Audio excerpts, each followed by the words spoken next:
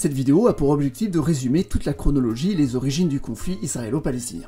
Ce conflit se déroule en plusieurs phases et la vidéo est ainsi divisée en plusieurs chapitres. Vous avez accès en description au minutage pour aller d'un chapitre à un autre. J'ai essayé de résumer le plus de choses possible, mais en même temps j'ai essayé de faire en sorte que la vidéo soit courte. Je n'ai donc pas pu tout dire. S'il y a selon vous des trucs importants à rajouter, n'hésitez pas à le dire en commentaire. Chapitre 1, avant 1880. Les Juifs sont un peuple originaire de Palestine. Du moins c'était comme ça à l'Antiquité. D'ailleurs pendant l'époque romaine, les Juifs étaient majoritaires dans la région. Par contre, en 1517, quand les Ottomans récupèrent le territoire de Palestine, ils comptent 1000 familles juives sur le territoire. C'est donc une toute petite minorité. En 1880, on estime qu'il y a environ 25 000 à 50 000 juifs sur le territoire. On n'est pas sûr des chiffres, mais l'important c'est de comprendre que c'est une petite minorité et que la plupart sont des migrants venus d'ailleurs dans l'Empire ottoman. La plupart des habitants de Palestine sont arabes, mais on sait aussi que plus de 80% des juifs dans le monde vivent en Europe. On peut ainsi se poser deux questions. Qui sont les arabes de Palestine ?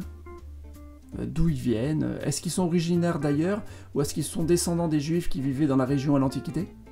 Qui sont les juifs d'Europe? Est-ce que c'est les descendants des juifs de Palestine qui sont partis pendant l'Antiquité, ou est-ce que c'est d'autres gens qui ont été convertis plus tard? En fait, il n'y a pas de réponse à ces deux questions. Mais en fonction de leur interprétation, ça peut arranger un camp ou un autre. Chapitre 2, Antisémitisme et Aliyah. Entre 1881 et 1884, il y a des mouvements antisémites en Russie. On se met à faire des pogroms. Un pogrom, c'est une attaque ou un massacre envers une minorité en Russie, le plus souvent envers des juifs. Ces pogroms vont inciter des juifs à quitter la Russie pour aller en Palestine, c'est la première Aliyah. On appelle Aliyah une migration de juifs vers la Palestine, c'est une sorte de retour au pays. Un peu comme dans la Bible, il y avait le retour au pays pour parler des Hébreux qui quittent l'Égypte pour aller au pays de Canaan avec Moïse. En 1896, Theodor Herzl, un juif d'Autriche, écrit un livre, Der Judenstaat, l'État juif en allemand. Ce livre est le manifeste du sionisme, soit la volonté de créer un État pour les juifs, car il y a trop d'antisémitisme en Europe. Petit problème, à l'époque la Palestine appartient à l'Empire ottoman, et ce pays n'est pas trop d'accord à l'idée de créer un État sur son territoire.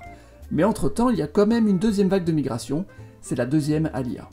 Pendant la Première Guerre mondiale, le Royaume-Uni aide les Arabes à lutter contre l'Empire ottoman. Il promet aux Arabes qu'ils auront un État rien que pour eux une fois la guerre terminée. C'était évidemment un mensonge. Après la guerre, le Royaume-Uni se partage avec la France les territoires arabes. Parmi les territoires, il y a la Palestine, qui est sous contrôle britannique. Chapitre 3, la Palestine mandataire. Les Arabes sont loin d'être gagnants suite à la guerre. Eux, ce qu'ils voulaient, c'était un État arabe indépendant de l'Empire ottoman. Ils ont obtenu l'indépendance des Ottomans, c'est vrai, mais à la place, ils sont colonisés par les Anglais et les Français. Et de plus, un de leurs territoires, la Palestine, sera réservé à la création d'un État juif. C'est la déclaration Balfour, ce qui veut dire que les Arabes de cette région ne sont pas très rassurés pour leur avenir. Dans les années 1920 et 1930, il y a eu plusieurs émeutes en Palestine, et le Royaume-Uni propose différents livres blancs pour mieux indiquer l'avenir de la Palestine. Après la grande révolte arabe de 1936, le Royaume-Uni décide d'arrêter l'immigration juive vers la Palestine. Entre-temps, il y a eu 3 Aliyahs. La 3e, la 4e et la 5e. Elles avaient à chaque fois toujours plus de migrants. La 5e a même été financée en partie par l'Allemagne nazie pour faire partir les juifs de son territoire. Ce qu'il faut comprendre, c'est que les juifs sont dans une situation très défavorable en Europe. L'antisémitisme est toujours plus grand, et les juifs sont obligés de partir. Pendant la Seconde Guerre mondiale, il y a une 6e Aliyah, mais elle est illégale. En tout, on peut estimer que 40 000 à 50 000 juifs sont venus en Palestine entre 1880 et la Première Guerre mondiale, et que 350 000 sont venus entre la Première Guerre mondiale et la Seconde. Il est difficile de comprendre comment évolue la population juive, mais on peut dire qu'elle représente un tiers de la population de la Palestine après la Seconde Guerre mondiale. Chapitre 4, la création d'Israël. Le Royaume-Uni se rend compte que la situation est plus compliquée que prévu. On a beaucoup de juifs qui viennent d'arriver, et il faut leur créer un État. Il y a plusieurs solutions. Les Arabes, par exemple, voudraient un État arabe où les juifs sont une minorité protégée. Les juifs, eux, préféraient avoir un État juif, où les juifs pourraient venir en masse sans problème. Il y a encore beaucoup de juifs en Europe qui veulent venir. Le 3e livre blanc prévoyait un territoire à l'avantage des Arabes. Mais suite à des contestations de la part des sionistes, le plan a été révisé par l'ONU qui a proposé ses frontières pour l'État juif et l'État arabe. Les différents pays du monde devaient voter pour ou contre et une majorité y a voté favorablement. Les pays arabes, eux, ont voté contre. Une fois le plan déclaré officiel, une guerre civile a commencé. C'est la guerre civile de 1947-48 en Palestine mandataire. Le 14 mai 48, l'État juif est déclaré, et la guerre civile se transforme en une guerre contre la Ligue arabe. C'est la guerre israélo-arabe de 1948-49. Israël gagne et se partage des territoires avec les pays voisins. La Transjordanie prend une partie de la Cisjordanie, l'Égypte prend la bande de Gaza, et Israël prend tous les autres territoires arabes palestiniens. On estime que 700 000 Palestiniens doivent quitter leur territoire. Ils iront à l'étranger ou dans les autres territoires palestiniens. Chapitre 5. Les guerres arabes. Israël va mener 4 guerres contre les pays arabes. La première, c'est la guerre israélo-arabe de 48-49, précédemment citée. Israël gagne et elle permet à 700 000 juifs de venir, dont une grande minorité vient des pays arabes. La deuxième est la crise de Suez en 1956, où Israël gagne contre l'Égypte en lui prenant le Sinaï, mais doit ensuite se retirer suite à la pression internationale. 250 000 juifs des pays arabes viennent en Israël suite à la guerre. La troisième est la guerre de 6 jours, où Israël attaque en très peu de temps et gagne contre l'Égypte et la Jordanie. Israël en profite pour prendre Gaza et le Sinaï à l'Égypte, la Cisjordanie à la Jordanie, et le plateau du Golan à la Syrie. La quatrième est la guerre du Kippour, où Israël est attaqué par l'Égypte et la Syrie, sans succès. Israël gagne à nouveau, les pays arabes pétroliers décident de créer un embargo sur le pétrole à tous les pays qui soutiennent Israël. Après cela, il y a encore une migration venant des pays d'Europe de l'Est. Chapitre 6. Conflit israélo-palestinien avant la paix. En plus de ces guerres, il y a des tensions entre Palestiniens et Israéliens dans le pays. D'abord, il y a les Palestiniens fédayines, qui mènent des attaques et des révoltes dans les années 50 et 60. Ensuite, il y a l'Organisation de libération de la Palestine, qui est créée en 64 et dont la branche armée mène des attaques sur le sol israélien. À cela s'ajoutent d'autres attaques et attentats venant d'autres groupes palestiniens, en Israël ou à l'étranger, venant de groupes organisés ou pas. En 72 par exemple, il y a l'attaque contre les athlètes israéliens aux Jeux Olympiques à Munich. C'est un exemple parmi d'autres. Parmi les attentats les plus célèbres, il y a le massacre de la route côtière en 78, perpétré contre un bus en Israël par une branche de l'OLP.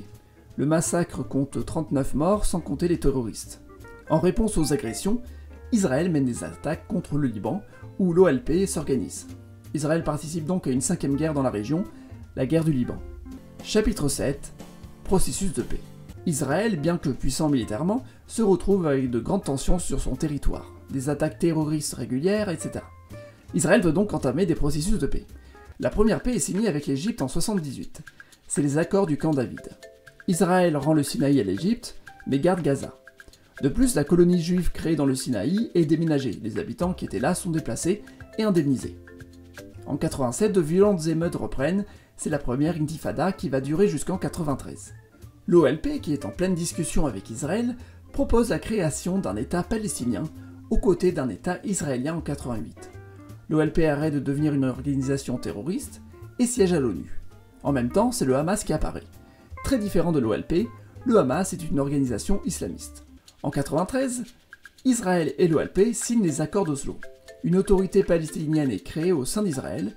2 territoires sont sous la direction de cette autorité. Gaza d'un côté, peuplée par des Palestiniens, et la Cisjordanie de l'autre. Le problème, c'est qu'en Cisjordanie, plein de colonies israéliennes ont été créées. Le processus de paix aura du mal à avancer. Chapitre 8. Le retour des violences. Depuis les accords d'Oslo entre 93 et 95, le processus de paix n'a été qu'une succession d'échecs. Le premier ministre israélien se fait tuer en 95 par un extrémiste sioniste. En même temps, une nouvelle vague de migration arrive depuis l'ex-Union soviétique.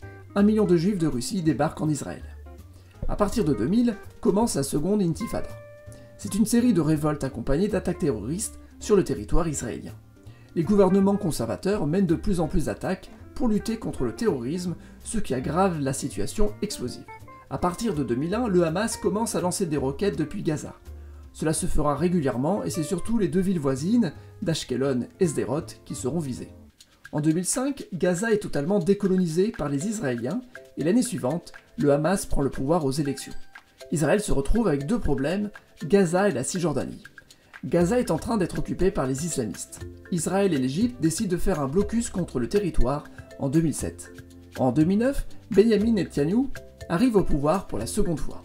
Il doit faire des alliances avec l'extrême droite et mènera une politique de colonisation en Cisjordanie. Chapitre 9. Les années 2010. Les tensions augmentent, même si elles n'affectent pas toujours le quotidien des Israéliens. On peut noter plusieurs confrontations importantes. D'abord la confrontation d'août 2011, à côté de la bande de Gaza, où des civils sont tués de chaque côté avec des envois de missiles et des bombardements. La confrontation de 2012 suit plusieurs mois, toujours à Gaza, quelques Israéliens sont tués dans des attaques et une centaine de Palestiniens dans les représailles israéliennes. Elle est suivie par une guerre sur le territoire de Gaza, où Israël intervient pendant un mois. En 2014 a lieu la deuxième guerre de Gaza, qui fait environ 2000 morts chez les Palestiniens. Il y a aussi quelques morts israéliennes. Entre 2015 et 2016, il y a une série de violences avec plusieurs attentats pendant la période. Vu que beaucoup d'attaques se font au couteau, on parle de l'intifada au couteau. Mais elle dure peu de temps. En même temps, il y a des tirs de roquettes et des bombardements aériens. En 2018, il y a la Grande Marche du Retour, qui est une phase de violence avec des bombardements encore une fois. Chapitre 10, la crise de 2021. Cette crise s'inscrit dans le même cadre passé. Il y a des tirs de roquettes venant de Gaza qui font quelques morts du côté israélien, et Israël répond en bombardant Gaza et en faisant encore plus de morts. Je ne vais pas plus rentrer dans les détails car cette vidéo a surtout pour but de résumer tout l'historique. Cette crise n'est pas encore terminée. Conclusion. Pour faire un récapitulatif très bref de la situation d'Israël aujourd'hui, il y a Gaza qui est peuplé par des Palestiniens et est autonome. Mais il y a un blocus mené par Israël et l'Égypte depuis 2007. Le Hamas gouverne le territoire et est considéré comme une organisation terroriste islamiste. Le Hamas est financé par l'Iran.